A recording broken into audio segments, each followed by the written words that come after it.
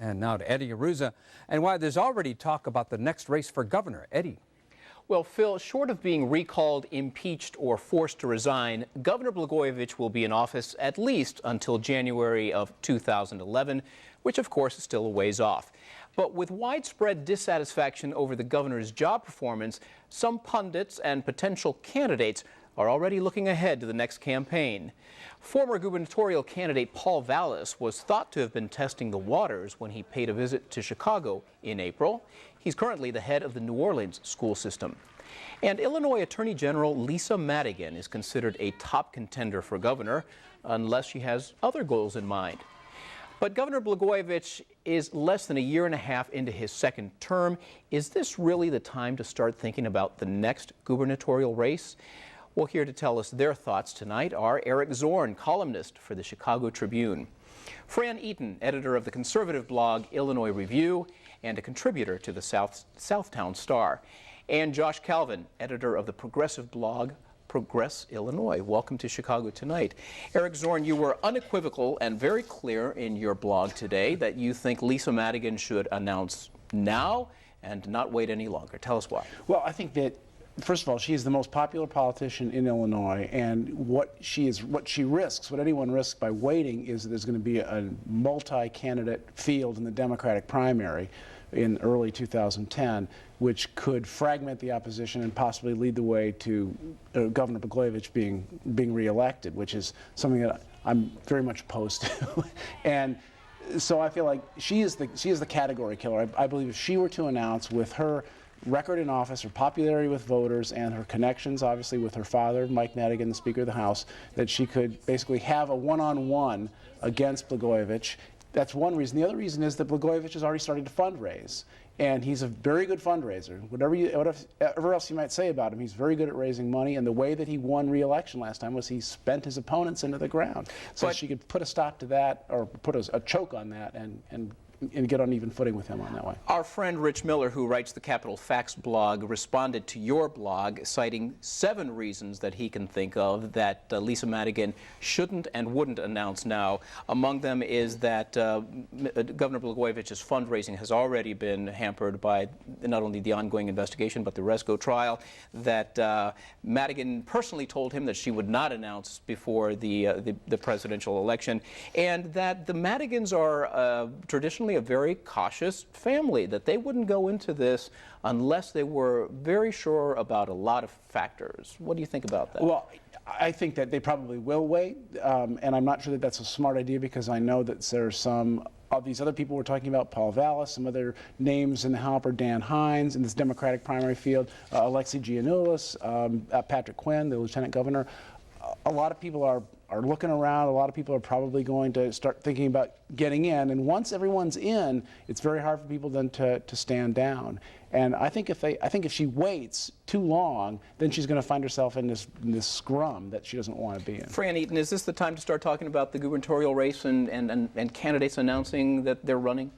I think the day after the inauguration in 2007 was the day to begin talking about it. This has been a very disappointing governor's second term. We're not surprised at the things that we've heard. I'm interested in disappointed, Eric, that you're not going to be looking to the Republican side for the answer to the Blagojevich dilemma, because I think in the days to come we're going to be seeing a number of very exciting candidates come out. I don't think they're going to be politicians this time around, the ones that really can make it, because I think we are sick and tired of that in Illinois. Lisa Madigan is a politician. If she wants to be anti-corruption, I think it's going to be a wash between the Republican and the Democrats as far as corruption is going. There's not going to be any difference. They're both going to have accusations because of Ryan and Blagojevich's history. So we may need to go outside of the political field. And Lisa, if she wants to be anti-corruption, she needs to begin exercising some muscle in that Attorney General spot and not put everything on the U.S. Attorney to begin investigating. So I'm not convinced that she is as pure and clean as the driven snow as we would all like her to be. But I thought it was fun.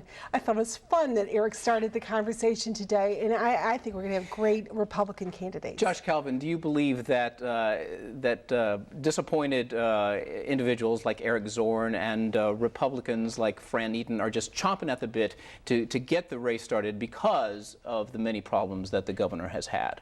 Well, I think that's clear, and I think that Eric's right that there is a scrum in waiting, but the situation is so fluid right now, just in terms of what's going to happen with the governor, what's going to happen with the presidential race, just what things are going to look like a year from now. I have, serious doubts that anyone in the near term on the Democratic side is really going to jump in. Well, let's talk about these options and or what might happen within the next day or two with the Tony Rezko trial and the verdict that we're all anxiously anticipating. He could be convicted, he could be acquitted, there could be a hung jury for all we know at this point. Let's start with you, Josh. Mm-hmm. What do you think the scenarios are going to be in either of those three options? Well, it's... We're talking about in the governor's race. Sure, in the governor's race. Well, for this governor and the governor's race. The two scenarios are, Is Blagojevich going to run? Is he going to be ensnared in these corruption charges or not?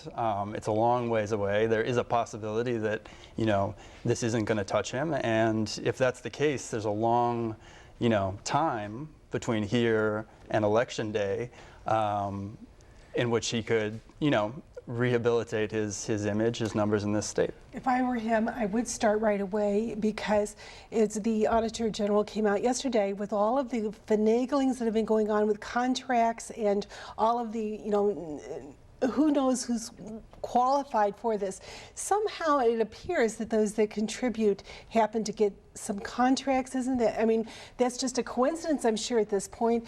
But as we look into this more and more, I don't see how you can. How can Blagojevich even have enough pride to stand up there and say that we should vote for him? It's embarrassing, and so I think I honestly don't think she's going to have the competition that everyone thinks she is. I think she may end up being by herself out there. Eric Zorn, even if Tony Rezko is acquitted here, is there still the stain from this trial and what was brought up in the trial on Governor Blagojevich and his ability to be a good fundraiser from here on out? Well, certainly there's obviously people are talking about, well, is he going to be the next one in the dock and so on. But even if that doesn't happen, there've been a lot of questions raised about what's going on in his administration on his watch.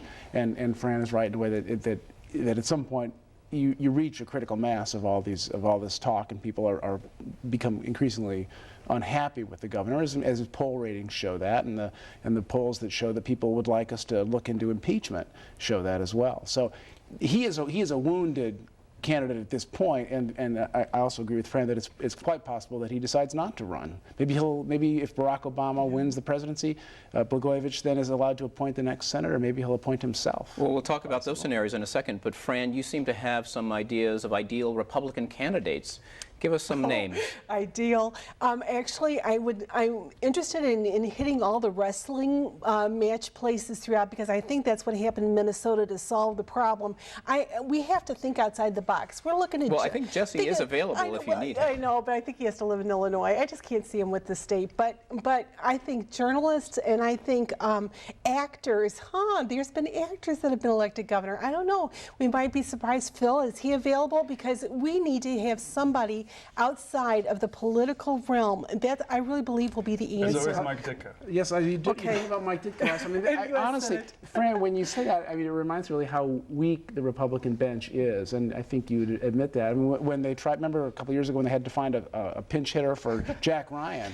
And you had people coming in from all over the country dressed in costume. They couldn't pick anybody. You know what? That was an incredibly horrible circus, and I was there. I know what you're talking about. But the fact is that we do have good people. We are all playing defense right now. I think the state of Illinois is ready to move in the other direction, because we've seen what it is to have liberal Democrats in control. Our state is suffering. We need to head in the other direction. So we're looking at Senator Bill Brady. We're looking at, and believe me, I'm not endorsing anyone. Ron Gidwitz, Tom Cross, our minority House leader. There are some qualified people that can step up to it. but they also have to feel like they can raise the money, and that's always the issue. Josh